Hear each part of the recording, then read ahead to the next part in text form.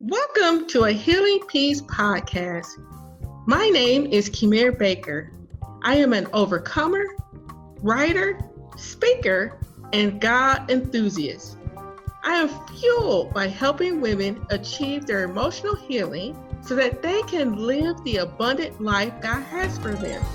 In this podcast series, we provide faith-based inspiration to men from emotional hurt, along with tools and tips for emotional wellness. In your journey, as you apply these tools and tips, you will begin to live the transformed life that you always desired. In fact, you will possess a new you. Hello, friends.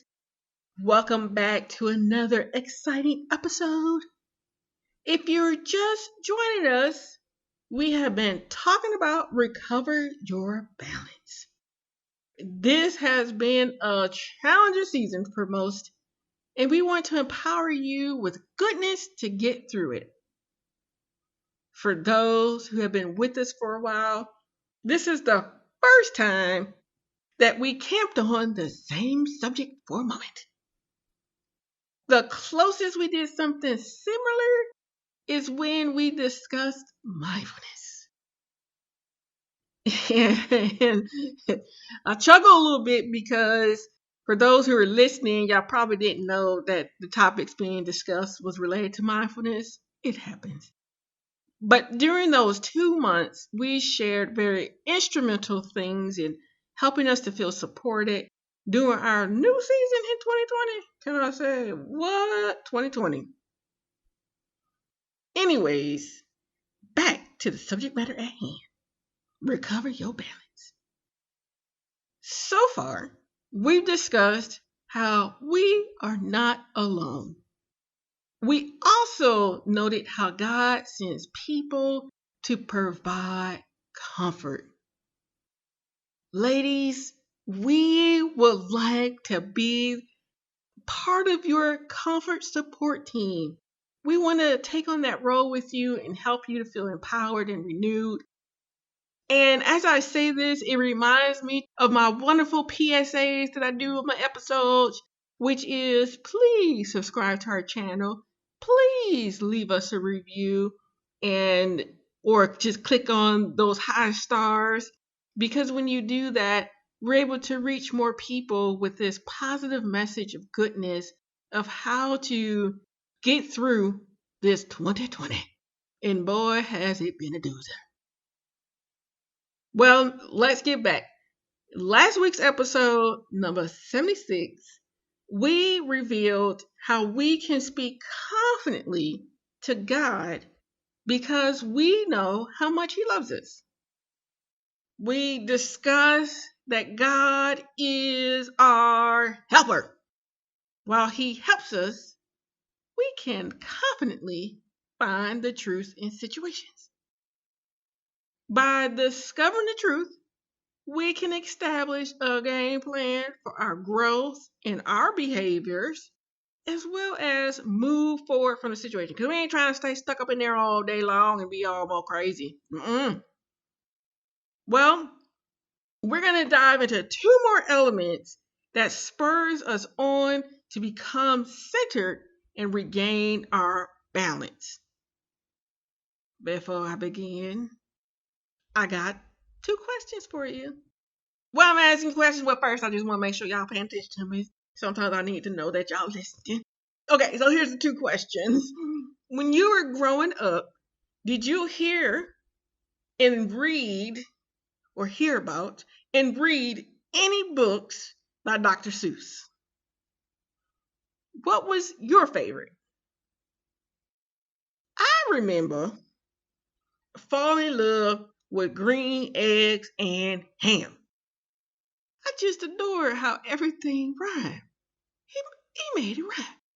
I knew I wasn't going to eat green eggs and ham, but Dr. Seuss, he sure did pull me in. Of course, before green eggs and ham was the Cat in the Hat. And they had the cartoon. I remember the cartoon. It'll come on and I'll watch it and chuckle a little bit. Some of you You guys may have thought about, because it came out every Christmas, how the Grinch stole Christmas. I'll be honest, I was so mad at how the Grinch treated his dog. Because of being mad, you see his little pouty eyes and his little pouty mouth. It took a good minute for me to have compassion for the Grinch. The Grinch became one of Dr. Seuss' most successful stories. Why? Not only did it tug at the heartstrings once you was able to move past the little dog situation, but they kept making movies about it.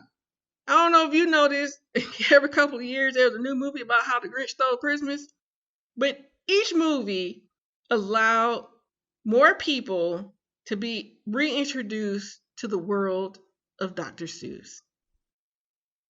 As I'm sharing all this, it does provide fond memories of my childhood. What a legacy Dr. Seuss left.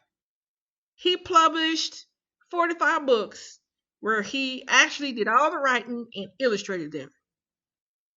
I'll be honest, I just been trying to get one book published. But to be able to say from 1937, when he began publishing, to 1991, that's when he passed away, he was still putting out books. Before his death, he put out one of his last books where, he was still alive. And of course, in his death, they pulled together some of his illustrations, some of the other things that didn't get published, and they published more of his works. And I think about that, and I'm like, wow, that is amazing. Again, what a legacy he left. What you might not know is that his first book was rejected by 27 publishers.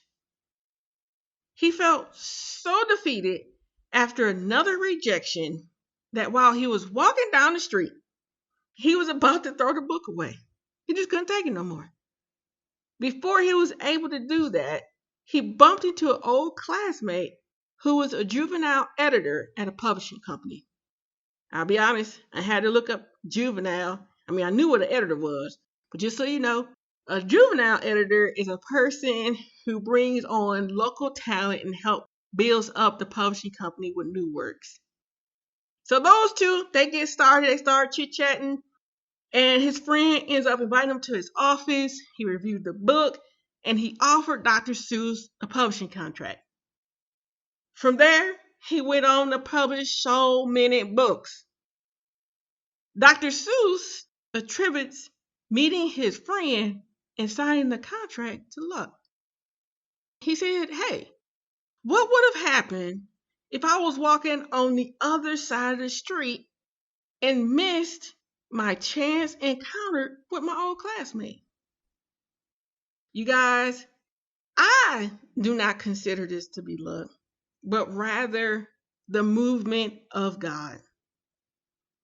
Psalm 37:24 states, though he falls, he shall not be cast headlong, for the Lord upholds his hand. In this particular case, Dr. Seuss would appear to have fallen 27 times. Why? 27 times he was rejected by publishing companies. Even though he failed, he was not destroyed. Throughout his experiences, God was still upholding him. Therefore, and this is a great therefore, at the right time, the right chance encountered, God allowed his passion and gifts to be seen by others. Why is this so important? As we venture on our course to recover our balance, there are plenty of moments where you have to believe in yourself and talents. You must learn how to be your best cheerleaders. Just think, for 27 times, Dr. Seuss, he believed and he knew that he had a good book, despite how people responded. So the third time he got back up. The fourth time he got back up. The fifth time, and he kept going. He kept going. And then finally, he couldn't take the disappointments any longer. And I'm pretty sure we all had these moments like, dang, I've done this for so long. I feel like I beat my head against the wall. And bam, I can't do it no more. I'm done.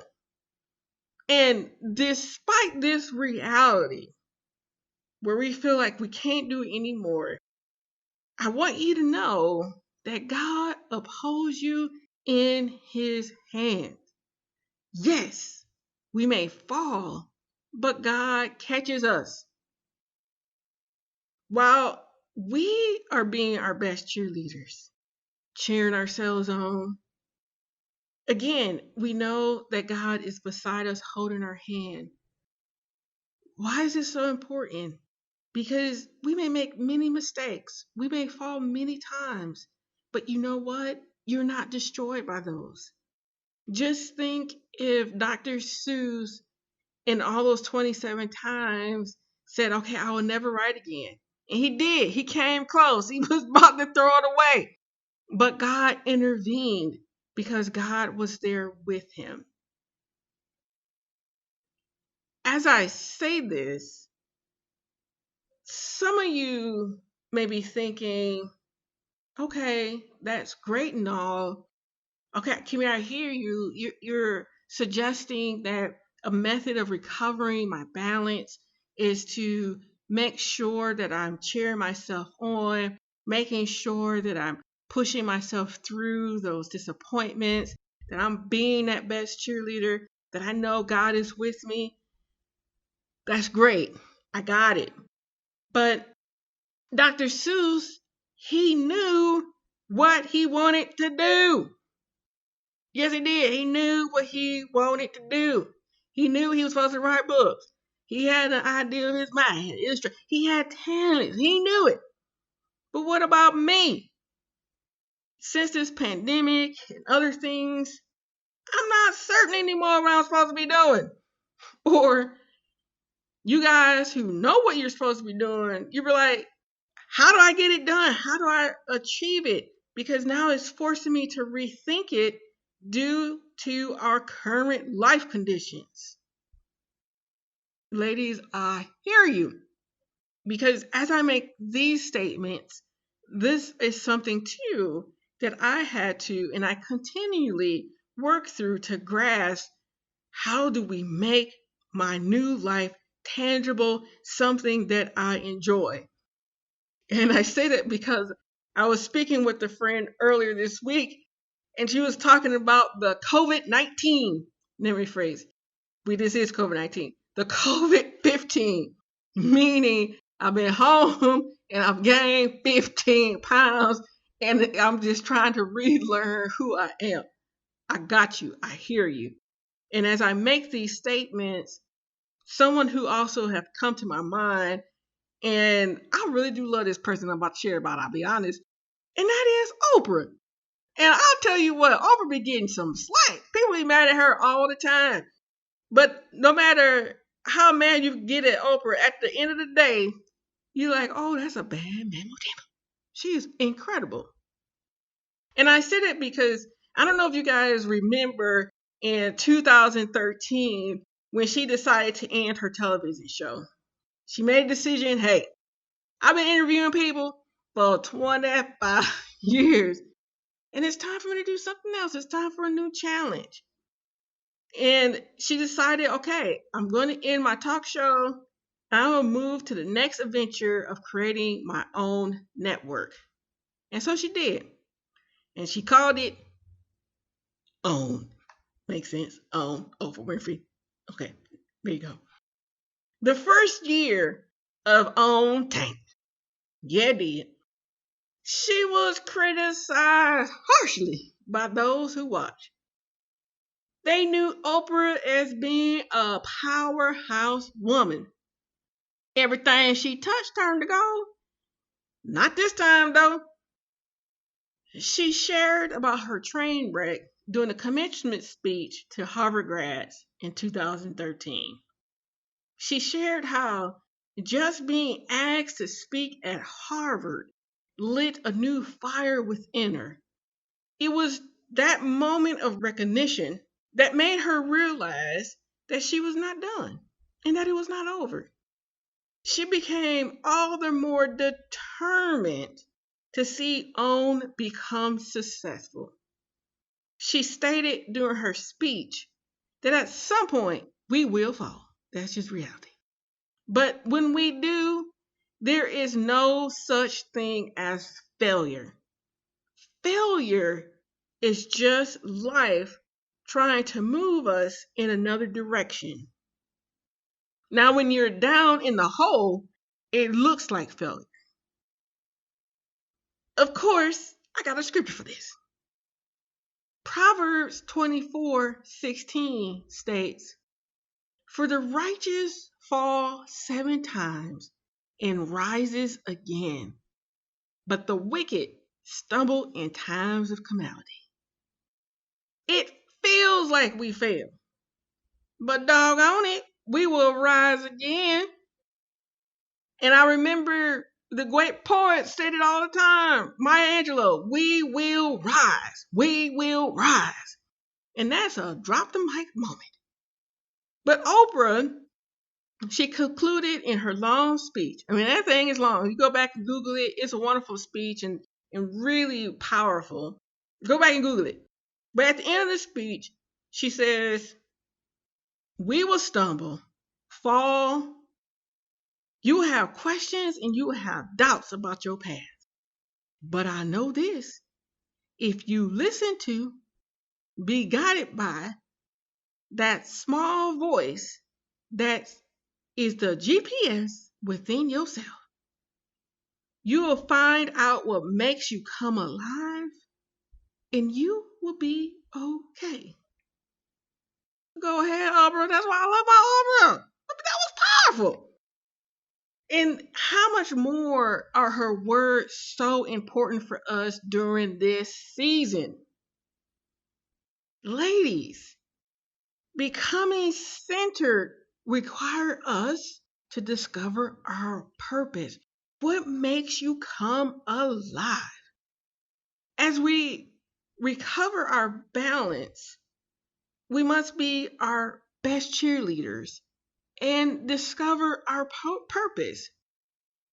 Both of these items, we will explore during our online workshops. Yes, I've been talking about them workshops because I'm excited about what we're about to do. August 18th, August 25th, September 1st, Tuesday, 7 p.m. CST time. We're going to have a blast. And these workshops will take a deeper dive into what I shared today. We will move forward in learning how to make these items practical in our everyday lives. We do not just want to talk about recovering your balance. We want it to be a reality in your life. And I'm going to tell you, I'm going to say it.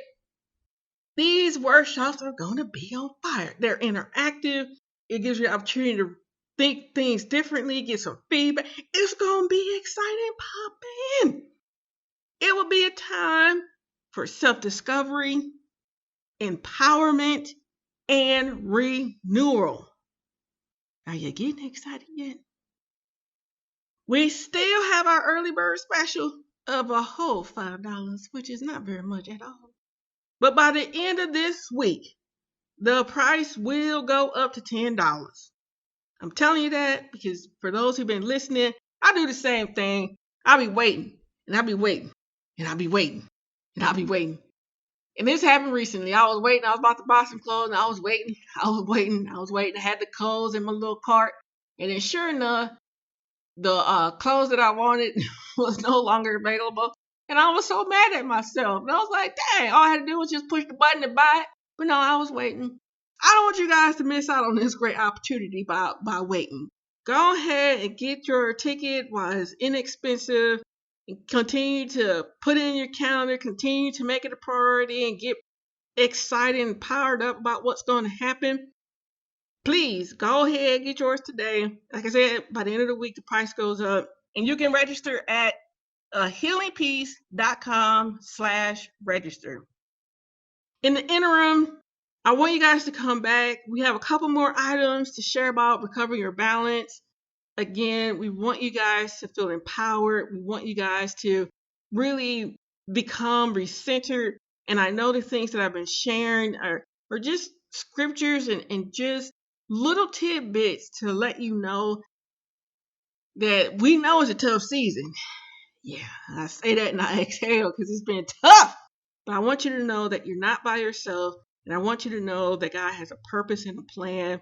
And you can do incredible things. And we want to share that experience with you. Come back next week. We have some more great things to share. Get your ticket. Give us a review. All wonderful items. See you next week.